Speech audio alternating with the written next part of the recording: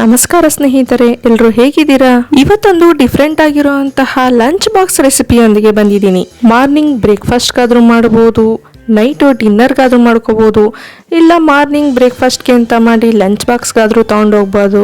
ಏನೇ ಮಾಡಿದ್ರು ಅದರಲ್ಲಿ ಸ್ವಲ್ಪ ಡಿಫ್ರೆಂಟ್ ಇರಬೇಕು ಅನ್ನೋದು ನಾನು ಹೇಳೋದು. ಅದೇ ರೀತಿ ಇವತ್ತು ನನಗೆ ಕಲರ್ ಆಗಿರುವಂತಹ ಕ್ಯಾಪ್ಸಿಕಮ್ ಸಿಕ್ತು. ಹಾಗಾಗಿ ಈ ಹೊಸ ರೆಸಿಪಿಯನ್ನು ಟ್ರೈ ಮಾಡಿದ್ದೀನಿ. ಇದು ತುಂಬ ಚೆನ್ನಾಗಿ ಬಂತು. ನಿಮಗೂ ಕೂಡ ಹೇಗೆ ಮಾಡೋದು ಅಂತ ತೋರಿಸ್ಕೊಡ್ತೀನಿ. ಹಾಗೆ ಇದನ್ನು ಮಾಡೋದಕ್ಕೆ ಏನೇನು ಸಾಮಗ್ರಿಗಳು ಬೇಕು ಅಂತ ತಿಳ್ಕೊಂಬರೋಣ ಬನ್ನಿ. ಒಂದು ಹಿಡಿಯಷ್ಟು ಕಡಲೆ ಬೀಜವನ್ನು ತಗೊಂಡಿದ್ದೀನಿ, 1-2 ಸ್ಪೂನು ಕಡಲೆಬೇಳೆ, 2 ಸ್ಪೂನು ಉದ್ದಿನಬೇಳೆ. ನಾನಿಲ್ಲಿ ಉದ್ದಿನಬೇಳೆ ಸಿಗಲಿಲ್ಲ, ಹಾಗಾಗಿ ಉದ್ದಿನ ಕಾಳನ್ನೇ ಉಪಯೋಗಿಸಿದ್ದೀನಿ. ಜೀರಿಗೆ 1 ಚಮಚ, ಬಿಳಿ ಎಳ್ಳು 1 ಚಮಚ, ಬ್ಯಾಡಗೆ ಮೆಣಸಿನ್ಕಾಯಿ 3-4, ಒಣಮೆಣಸಿನ್ಕಾಯಿ 2-3. ನಿಮಗೆ ಖಾರಕ್ಕೆ ಎಷ್ಟು ಗುಣವಾಗಿ ಬೇಕೋ ಹಾಗೆ ತಗೊಳ್ಬೋದು. ಎಣ್ಣೆ, ಸಾಸಿವೆ, ರುಚಿಗೆ ತಕ್ಕಷ್ಟು ಉಪ್ಪು, ಕರಿಬೇವು, ಕೊತ್ತಂಬರಿ ಸೊಪ್ಪು, ಉದ್ದಕ್ಕೆ ಹೆಚ್ಕೊಂಡಿರುವಂತಹ ಈರುಳ್ಳಿ, ಕಲರ್ ಕ್ಯಾಪ್ಸಿಕಮ್ ಆದಂತಹ ಯೆಲ್ಲೋ ಕ್ಯಾಪ್ಸಿಕಮ್, ರೆಡ್ ಕ್ಯಾಪ್ಸಿಕಮ್, ಧನಿಯಾ ಪುಡಿ 1/2 ಚಮಚ, ಮತ್ತು ಗ್ರೀನ್ ಕ್ಯಾಪ್ಸಿಕಮ್, ಸ್ವಲ್ಪ ಹಸಿ ಬಟಾಣಿಯನ್ನು ತಗೊಳ್ತಾ ಇದ್ದೀನಿ. ಕ್ಯಾಪ್ಸಿಕಮ್ ಮಸಾಲ ಬಾತ್ಗೆ ಫಸ್ಟ್ಗೆ ಈಗ ನಾವು ಮಸಾಲೆಯನ್ನು ರೆಡಿ ಮಾಡ್ಕೊಳ್ಳೋಣ. ಮೊದಲಿಗೆ ಒಂದು ಪ್ಯಾನ್ನ ತಗೊಳ್ತಾ ಇದ್ದೀನಿ. ಅದಕ್ಕೆ ಕಡಲೆ ಬೀಜವನ್ನು ಹಾಕ್ಕೊಂಡು ಡ್ರೈ ಆಗಿ ಹುರ್ಕೊಳ್ತಾ ಇದ್ದೀನಿ. ಅದೇ ಪ್ಯಾನ್ಗೆ ಉದ್ದಿನಬೇಳೆ, ಕಡಲೆಬೇಳೆ ಹಾಕ್ಕೊಂಡು ಸ್ವಲ್ಪ ಅದನ್ನು ಹುರ್ಕೊಳ್ತಾ ಇದ್ದೀನಿ. ನಂತರ ಬಿಳಿ ಎಳ್ಳು, ಜೀರಿಗೆ ಹಾಕ್ಕೊಂಡು ಹುರ್ಕೊಳ್ತಾ ಇದ್ದೀನಿ. ಮಸಾಲ ಪದಾರ್ಥವನ್ನು ಹುರ್ಕೊಳ್ಬೇಕಾದ್ರೆ ನೆನಪಲ್ಲಿಟ್ಕೊಳ್ಳಿ, ತುಂಬಾ ಫ್ರೈ ಮಾಡೋಕ್ಕೆ ಹೋಗಬೇಡಿ. ಸ್ವಲ್ಪ ಘಮ ಘಮ ಅಂತ ಸುವಾಸನೆ ಬರೋದಂಕ ಮಾತ್ರ ಹುರ್ಕೊಳ್ಳಿ ಸಾಕು.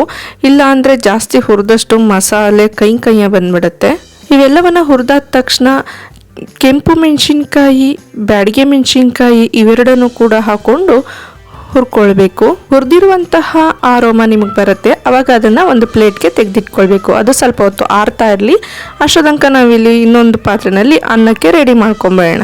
ಒಂದು ಪಾತ್ರೆಗೆ ನಾನು 1 ಲೋಟದಷ್ಟು ಬಾಸುಮತಿ ಅಕ್ಕಿಯನ್ನು ತಗೊಂಡಿದ್ದೀನಿ. ಅದನ್ನು ಒಂದ್ಸಲ ಚೆನ್ನಾಗಿ ತೊಳ್ಕೊಂಡು ನಂತರ ಅದನ್ನು ಬೇಯೋದಕ್ಕೆ ಇಟ್ಕೊಳ್ತಾ ಇದ್ದೀನಿ. ಈ ಕಡೆ ಅನ್ನಕ್ಕೆ ಇಟ್ಕೊಳ್ಳೋ ಅಷ್ಟೊತ್ತಿಗೆ ಇದೆಲ್ಲ ಆರಿದೆ. ನಾನು ಹುರಿದಿಟ್ಕೊಂಡಿರುವಂತಹ ಎಲ್ಲವನ್ನು ಹಾಕಿ ತರ್ತರಿಯಾಗಿ ಪುಡಿ ಮಾಡ್ಕೊಳ್ತಾ ಇದ್ದೀನಿ.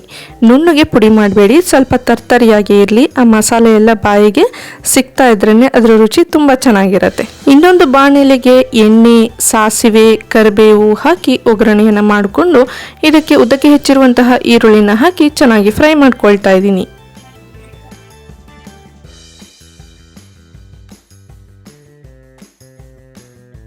ಚೆನ್ನಾಗಿ ಫ್ರೈ ಮಾಡ್ಕೊಂಡಿದ್ದಾದ ನಂತರ ಇದಕ್ಕೆ ಕಲರ್ ಕ್ಯಾಪ್ಸಿಕಮ್ ಆದಂತಹ ಗ್ರೀನ್, ರೆಡ್ ಮತ್ತು ಯೆಲ್ಲೋ ಈ 3 ಕ್ಯಾಪ್ಸಿಕಮನ್ನು ಹಾಕ್ಕೊಳ್ತಾ ಇದ್ದೀನಿ. ಇದನ್ನು ಕೂಡ ಚೆನ್ನಾಗಿ ಫ್ರೈ ಮಾಡ್ಕೊಳ್ಬೇಕು. ನಂತರ ಹಸಿ ಬಟಾಣಿ 1 ಕಪ್ಪನ್ನು ಹಾಕ್ಕೊಳ್ತಾ ಇದ್ದೀನಿ. ಹಸಿ ಬಟಾಣಿ ಸಿಕ್ಕಿದ್ರೆ ಡೈರೆಕ್ಟಾಗಿ ಹಾಕ್ಕೊಳ್ಬೋದು. ಇಲ್ಲ ನಿಮಗೆ ಹಸಿ ಬಟಾಣಿ ಸಿಗಲಿಲ್ಲ ಅಂತಂದರೆ ರಾತ್ರಿನೇ ಒಣ ಬಟಾಣಿಯನ್ನು ನೆನೆ ಹಾಕ್ಕೊಂಡು ಬೆಳಗ್ಗೆ ಇದ್ದೊಂದ್ಸಲ ಬೇಯಿಸ್ಕೊಂಡು ಅದಾದಮೇಲೆ ಇದಕ್ಕೆ ಹಾಕಬೇಕಾಗತ್ತೆ. ಯಾಕೆಂದರೆ ಅದು ಬೇಯೋದು ಸ್ವಲ್ಪ ನಿಧಾನ. ಹಸಿ ಬಟಾಣಿ ಆದರೆ ಬೇಗ ಬೆಂದೋಗುತ್ತೆ. ಈ ಕ್ಯಾಪ್ಸಿಕಮ್ಗಳೆಲ್ಲ ತುಂಬಾ ಬೇಯೋದು ಬೇಡ, 3/4 ಭಾಗ ಬೆಂದರೆ ಸಾಕು. ಅದು ಗರ್ಗರಿಯಾಗಿದ್ರೇ ಅದ್ರ ಟೇಸ್ಟ್ ಚೆನ್ನಾಗಿರೋದು. ಇದೆಲ್ಲ ಫ್ರೈ ಆದ ನಂತರ ಧನಿಯಾ ಪುಡಿ, ಜೀರಿಗೆ ಪುಡಿ, ನಂತರ ನಾನೀಗ ರೆಡಿ ಮಾಡ್ಕೊಂಡಲ್ಲ ಮಸಾಲೆ ಪುಡಿ ಅದು 2 ಚಮಚ ಇವೆಲ್ಲವನ್ನು ಹಾಕಿ ಚೆನ್ನಾಗಿ ಮಿಕ್ಸ್ ಮಾಡ್ಕೊಳ್ತಾ ಇದ್ದೀನಿ. ನಂತರ ರುಚಿಗೆ ತಕ್ಕಷ್ಟು ಉಪ್ಪನ್ನು ಹಾಕಿ ಮಿಕ್ಸ್ ಮಾಡ್ಕೊಳ್ತಾ ಇದ್ದೀನಿ.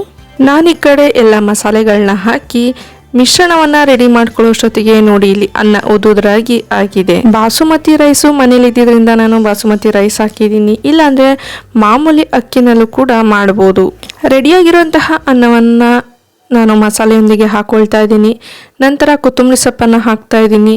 ಇವೆಲ್ಲವನ್ನು ಚೆನ್ನಾಗಿ ಮಿಕ್ಸ್ ಮಾಡ್ಕೊಳ್ತಾ ಇದ್ದೀನಿ. ಮಸಾಲೆಯೊಂದಿಗೆ ಅನ್ನ ಹೊಂದ್ಕೊಳ್ಳೋ ತನಕ ಚೆನ್ನಾಗಿ ಮಿಕ್ಸ್ ಮಾಡಿ 5 ನಿಮಿಷ ಮುಚ್ಚಳವನ್ನು ಮುಚ್ಚಿ ಅದರ ಆವಿನಲ್ಲಿ ಬೇಯೋದಕ್ಕೆ ಇಟ್ಕೊಳ್ಳೋಣ. ಅಷ್ಟೊತ್ತಿಗೆ ಅದಕ್ಕೆ ಬೇಕಾಗಿರುವಂತಹ ಒಂದು ರಾಯಿತವನ್ನು ರೆಡಿ ಮಾಡ್ಕೊಳ್ಳೋಣ ಬನ್ನಿ. ರಾಯಿತಕ್ಕೆ ನಾನಿಲ್ಲಿ ಒಂದು ಕಡೆ ಈರುಳ್ಳಿ, ಟೊಮೆಟೊ, ಸೌತೆಕಾಯಿ, ಹಸಿರು ಮೆಣಸಿನ್ಕಾಯಿ, ಕೊತ್ತಂಬರಿ ಸೊಪ್ಪು ಇವೆಲ್ಲವನ್ನು ಸಣ್ಣದಾಗಿ ಹೆಚ್ಚಿಟ್ಕೊಂಡಿದ್ದೀನಿ. ರಾಯಿತಕ್ಕೊಂದು ಒಗ್ಗರಣೆ ಕೊಡೋದಕ್ಕೋಸ್ಕರ ಎಣ್ಣೆ, ಕರಿಬೇವು, ಸಾಸಿವೆಯನ್ನು ಇಟ್ಕೊಂಡಿದ್ದೀನಿ. ಒಂದು ಬೌಲ್ಗೆ 1 ಕಪ್ ಮೊಸರನ್ನು ಹಾಕ್ಕೊಳ್ತಾ ಇದ್ದೀನಿ. ಅದಕ್ಕೆ ಸಣ್ಣಗೆ ಹೆಚ್ಚಿರುವಂತಹ ಈರುಳ್ಳಿ, ಟೊಮ್ಯಾಟೊ, ಸೌತೆಕಾಯಿ, ಹಸಿರು ಮೆಣಸಿನ್ಕಾಯಿ, ಕೊತ್ತಂಬರಿ ಸೊಪ್ಪು, ಉಪ್ಪು, ಇವೆಲ್ಲವನ್ನು ಹಾಕಿ ಚೆನ್ನಾಗಿ ಮಿಕ್ಸ್ ಮಾಡ್ಕೊಳ್ತಾ ಇದ್ದೀನಿ. ಮೊಸರು ಬಜ್ಜಿ, ಮೊಸರು ರಾಯ್ತ ಒಬ್ಬೊಬ್ಬರು ಒಂದೊಂದು ಥರ ಮಾಡ್ತಾರೆ. ಆದರೆ ನಾನು ಯಾವಾಗಲೂ ಸಿಂಪಲಾಗಿ ಹೀಗೆ ಮಾಡೋದು. ಯಾಕೆಂದರೆ ನಾವು ಪಲಾವ್ ಮಾಡುವಾಗಲಿ ಬೇಳೆಭಾತ್ ಮಾಡುವಾಗ ಆಗಲಿ ಅದಕ್ಕೆ ತುಂಬಾ ಮಸಾಲೆ ಹಾಕಿರ್ತೀವಿ. ಇಷ್ಟೇ ಲೈಟಾಗಿದ್ದರೆ ತಿನ್ನೋದಕ್ಕೂ ತುಂಬಾ ರುಚಿಯಾಗಿರುತ್ತೆ. ಇದಕ್ಕೊಂದು ಸಿಂಪಲ್ ಆಗಿರೋಂತಹ ಒಗ್ಗರಣೆ ಕೊಡೋಣ ಬನ್ನಿ. ಒಗ್ಗರಣೆ ಸೌಟ್ಗೆ ಎಣ್ಣೆ, ಸಾಸಿವೆ, ಕರಿಬೇವು ಹಾಕಿ ಒಂದು ಸಿಂಪಲ್ ಒಗ್ಗರಣೆಯನ್ನು ಕೊಟ್ಟು ರೆಡಿಯಾಗಿರುವಂತಹ ಮೊಸರು ಬಜ್ಜಿಯೊಂದಿಗೆ ಹಾಕಿ ಮಿಕ್ಸ್ ಮಾಡ್ಕೊಳ್ತಾ ಇದ್ದೀನಿ. ಈಗ ಮೊಸರು ರಾಯ್ತ, ಮೊಸರು ಬಜ್ಜಿ ಏನು ಬೇಕಾದರೂ ಹೆಸರಿಟ್ಕೊಳ್ಬೋದು. ಒಟ್ಟಿನಲ್ಲಿ ಸೈಡ್ಗಂತೂ ರೆಡಿ ಆಯಿತು. ಅಷ್ಟರೊಳಗಡೆ ಈ ಕಡೆ ನಾನು ಸ್ಟೀಮಲ್ಲಿ ಇಟ್ಟಿರೋಂತಹ ಕ್ಯಾಪ್ಸಿಕಮ್ ರೈಸ್ ಬಾತ್ ಕೂಡ ರೆಡಿಯಾಗಿದೆ. ಬನ್ನಿ ಈಗ ಸರ್ವಿಂಗ್ ಪ್ಲೇಟ್ಗೆ ಹಾಕ್ಕೊಂಡು ಸರ್ವ್ ಮಾಡ್ಕೊಳ್ಳೋಣ. ನಾವು ಮಾಡಿರೋಂತಹ ರೆಸಿಪಿ ಹೇಗೆ ಇರಲಿ, ಎಷ್ಟೇ ರುಚಿಯಾಗಿರಲಿ, ಅದನ್ನು ನೋಡೋದು ಹೇಗೆ ಹೇಳಿ, ನಾವು ಮಾಡಿರುವಂತಹ ಡೆಕೋರೇಷನಿಂದ. ಹಾಗಾಗಿ ನಾವು ಮಾಡಿರೋದಕ್ಕೆ ನಾವೊಂದು ಸ್ವಲ್ಪ ಡೆಕೋರೇಷನ್ ಆಗಿ ಮಾಡ್ಕೊಳ್ತಾ ಇದ್ದೀನಿ. ನಿಮಗೂ ಇದೆಲ್ಲ ಇಷ್ಟ ಆಗಿದೆ ಅಂತ ಅಂದ್ಕೊಳ್ತೀನಿ. ಮತ್ತೆ ಇನ್ನೇನಕ್ಕೆ ತಡ, ಫಟಾಫಟ್ ಅಂತ ಮಾಡಿ ತಿಂದು ರುಚಿ ನೋಡಿ ಹೇಳಿ. ನೀವೆಲ್ಲ ಈ ರೈಸ್ ಬಾತನ್ನು ಮಾಡಿದ್ದೀರಾ, ಹೇಗೆ ಮಾಡ್ತೀರಾ ಅನ್ನೋದನ್ನು ಕಮೆಂಟ್ ಬಾಕ್ಸ್ನಲ್ಲಿ ತಿಳಿಸಿ. ಇಷ್ಟ ತನಕ ವೀಕ್ಷಣೆ ಮಾಡಿದ ಎಲ್ಲರಿಗೂ ಧನ್ಯವಾದಗಳು. ಮತ್ತೊಂದು ರೆಸಿಪಿಯೊಂದಿಗೆ ಮತ್ತೆ ಭೇಟಿ ಆಗ್ತೀನಿ. Thanks for watching guys.